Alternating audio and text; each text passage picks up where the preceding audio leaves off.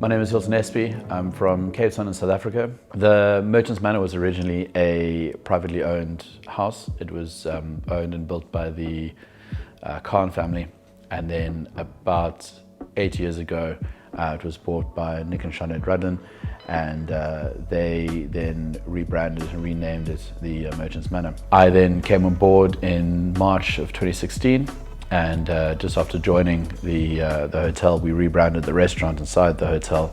It used to be called the Brasserie, and we renamed it Ristella. Ristella is Cornish for grill, and the focus of the restaurant is around our Bertha grill, our grilled steaks and things like that, but also the smoking that we do. So we smoke our mackerel, and we do cold smoked salmon, and we do slow roasted lamb in the wood oven. So we've moved our rating with the AA Guide from 1 rosette up to 3 rosettes, which we've now retained since 2018. In the summer, I'll sometimes walk to work. It only takes me about 10 minutes from the house, and on that walk I can collect about 8 different things. I can get nettle, I can get three-quarter leek flowers, I can get some pine and Alexander's, which are around at the moment.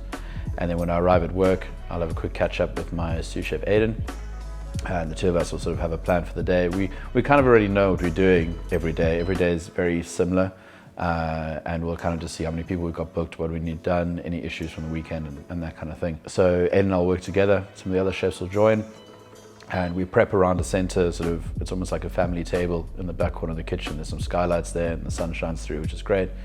And we'll sort through any of the forage. We get some sort of line-caught mackerel in, and we get it in big batches, so we got to break it down, and we're trying to use as much of the fish as we can.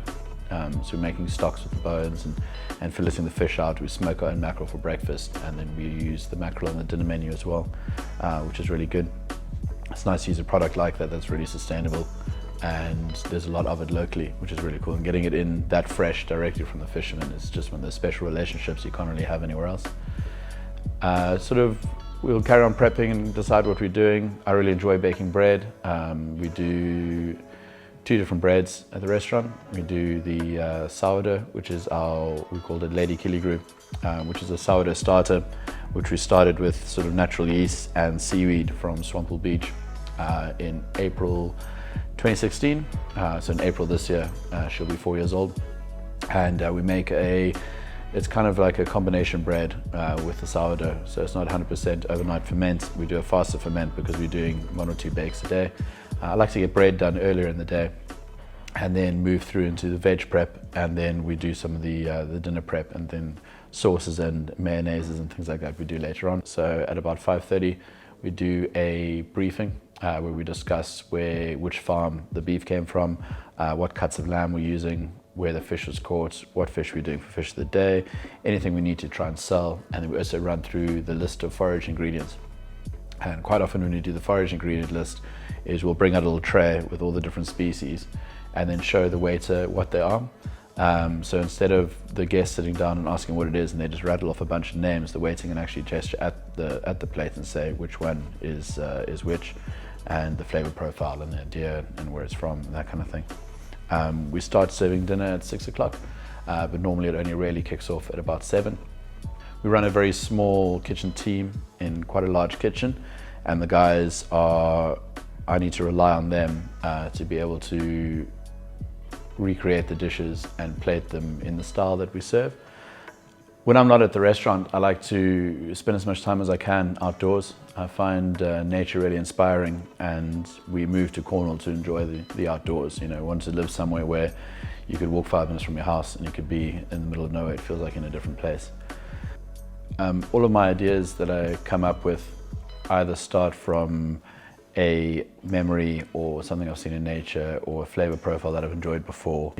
I try to come up with dishes that are different, but I'm not sitting down thinking, oh, I want to come up with a different dish. I kind of go out, and then these things kind of just fall into place to sort of spur on the creativity and the menu direction. We discovered the big sort of trend with gins and how excited people were with gin and what they were doing. So I really like the pairing of gin and cucumber. I really enjoy cucumber in my gin. And one of the gins we use is from Pocketful of Stones, and they make a gin called Caspin. And one of the Caspin gins is actually infused with cucumber. And another combination I really like is mackerel and cucumber. So we played with the idea of a mackerel cucumber, sort of almost like a gin and tonic idea. We take the mackerel, we get really good day-boat mackerel, we fillet it down, we gently confit it in a little bit of cold pressed rapeseed oil, and then we torch it to give it a barbecue flavor.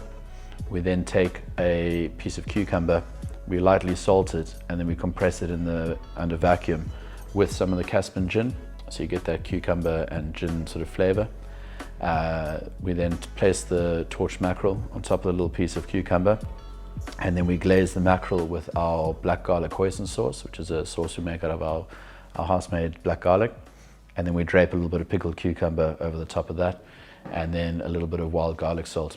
And the dish eats really, really well. It's this awesome combination of different flavors and inspirations from around the world, but all the flavors are local, and we've just prepared them in sort of different styles to present the dish. You can also serve the dish with a gin and tonic from the Caspian gin, which is really cool, and I really like sort of that inspiration of the dish and the way it came together. You know, the pairing was because of cucumber and mackerel going together, and then cucumber and gin, and then the two kind of tie together into a whole new dish.